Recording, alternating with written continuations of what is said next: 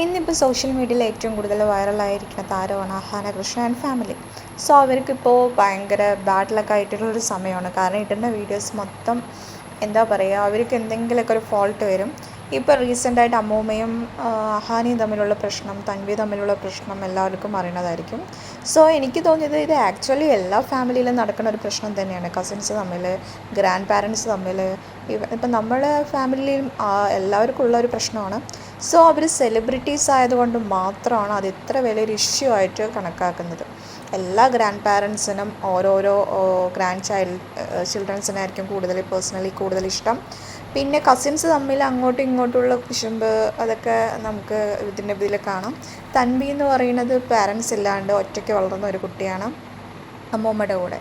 പക്ഷേ ഇവരെന്ന് പറയുന്നത് ഫുൾ ചില്ലായിട്ട് പാരൻസിൻ്റെ കൂടെ നല്ല സിബ്ലിങ്സിൻ്റെ കൂടെയൊക്കെ നന്നായിട്ട് ഹാപ്പി ആയിട്ട് വളർന്നതാണ്. പൊതുവേ തോന്നുന്ന ഒരു ചെറിയൊരു ജലസ് അതായിരിക്കും ചിലപ്പോൾ ഇവരിങ്ങനെ പോപ്പുലർ ആവണോ, സെലിബ്രിറ്റീസ് ആവുന്നോ, ഫിലിംസിൽ പോകണോ. സോ അതിൻ്റെയൊക്കെ ഒരു തൻവിൻ്റെ പറയുമ്പോൾ ഒന്ന് ഡിവോഴ്സിൻ്റെ ഒരു വക്കീലെത്തി പിന്നെയും ഇതായതാണ്.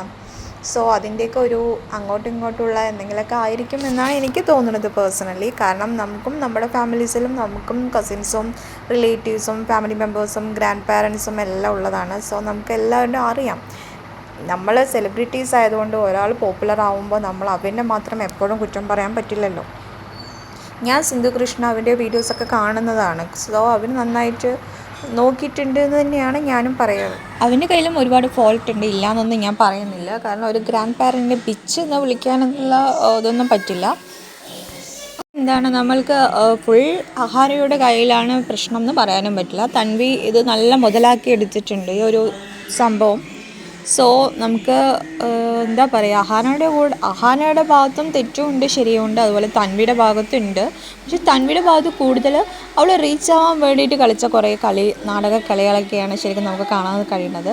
പിന്നെ ഒറ്റയ്ക്ക് ജീവിച്ചതിൻ്റെ ഫ്രസ്ട്രേഷൻ, പിന്നെ ഒരു ലോൺലിനെസ്, ഒരു റിജക്ഷൻ എല്ലാം ആ കുട്ടീനെ നല്ല ബാധിച്ചിട്ടുണ്ട്. സോ ആ കുട്ടിക്കും അതിൻ്റേതായ ഒരു പ്രശ്നങ്ങളുണ്ടാവും. സോ ഇവരുടെ ലൈഫ് സ്റ്റൈലും ആ കുട്ടിയുടെ ലൈഫ് സ്റ്റൈലും വേറെ തന്നെയാണ്. സോ അതിൻ്റെ ഒരു എന്താ പറയുക, അങ്ങോട്ടും ഇങ്ങോട്ടുള്ള ചെറിയ എല്ലാ മനുഷ്യർക്കുള്ള എല്ലാ വികാരങ്ങളും എല്ലാവർക്കും ഉണ്ടാവുമല്ലോ. ഇപ്പോൾ സെലിബ്രിറ്റീസാണ്, കയ്യിൽ കുറേ പൈസ ഉണ്ടെന്ന് വെച്ചാൽ അതില്ലാണ്ടൊന്നും ഇരിക്കില്ല. സോ അതിൻ്റെയൊക്കെയാണ് ഇതും എന്നാണ് ഞാൻ പറയുന്നത്. സിന്ധു കൃഷ്ണയാണെങ്കിൽ അവരുടെ മക്കളെ ഭയങ്കരമായിട്ട് കെയർ ചെയ്ത് പാമ്പർ ചെയ്ത് അവനെല്ലാം എൻകറേജ് ചെയ്ത് അവരെന്ത് ചെയ്താലും അവന് ഫുൾ സപ്പോർട്ട് ചെയ്യുന്ന ഒരു മദറാണ്. But in case of Tanvi അതൊന്നും അവൾക്ക് കിട്ടിയിട്ടില്ല. കാരണം ഒരു അമ്മയുടെ ഒരു കെയറിങ് ഒന്നും കിട്ടിയിട്ടില്ല. സോ അതിൻ്റെയും ഭയങ്കരമായിട്ടുള്ള ദേഷ്യം എല്ലാം അവർക്ക് അതിലേ ഉണ്ടായിരുന്നു. കാരണം എനിക്ക് കിട്ടാത്ത പല കാര്യങ്ങളും ഇവർക്ക് മാത്രം കിട്ടിയിട്ടുള്ളൂ. ഇവർ മാത്രം ഇങ്ങനെ പോപ്പുലറായി, ഇവർക്കെല്ലാം ഉണ്ട്, എനിക്കൊന്നും ഇല്ല എന്നൊരു ടെൻഷൻ, സങ്കടം എല്ലാം തൻവിക്കുണ്ട്. സോ അതൊക്കെ ഇതിൻ്റെ ഒരു ഭാഗമാണ് എന്ന് ഞാൻ പറയുകയാണ്.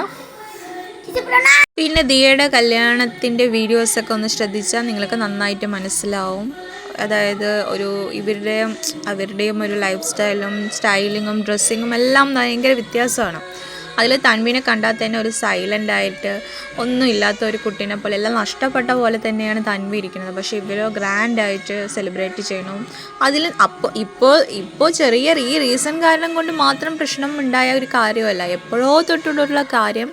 അവർ പിന്നീട് ഒരു സന്ദർഭം വന്നപ്പോൾ ജസ്റ്റ് അതൊന്നും ആക്റ്റീവായി തന്നെ ഉള്ളൂ. സോ രണ്ടുപേരുടെ ലൈഫ് സ്റ്റൈൽസ് വേറെയാണ്. കസിൻസ് തമ്മിലുള്ള ഒരു പ്രശ്നം, ഈഗോ പ്രശ്നം തന്നെയാണ് ഇതിൻ്റെ മെയിൻ റീസൺ. അതുപോലെ തന്നെ നമ്മുടെ റിലേറ്റീവ്സ് തമ്മിൽ നമ്മൾ നേരാവുമ്പോഴും നമ്മൾ നശിക്കുമ്പോഴും സന്തോഷിക്കുന്നവരും ഉണ്ടല്ലോ.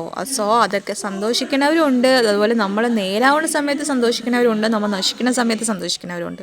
അതുപോലെ നമ്മൾ നശിക്കുന്ന സമയത്ത് ദുഃഖിക്കുന്നവരുണ്ട്, നമ്മൾ നശിക്കുന്ന സമയത്ത് സന്തോഷിക്കുന്നവരുണ്ട്. അതൊക്കെ തന്നെയാണ് എല്ലാ ലൈഫിലും എല്ലാ ഫാമിലീസിലും കാണുന്ന സെയിം പ്രശ്നം തന്നെയാണ് ഇവിടെ നമ്മൾ കണ്ടിരിക്കുന്നത്. സോ ഇതൊന്നും വലിയ കാര്യമായിട്ടിരിക്കാൻ ഇല്ല. പക്ഷേ ഇപ്പോൾ യൂട്യൂബേഴ്സ് എല്ലാവരും റീച്ചിന് വേണ്ടിയാണ്.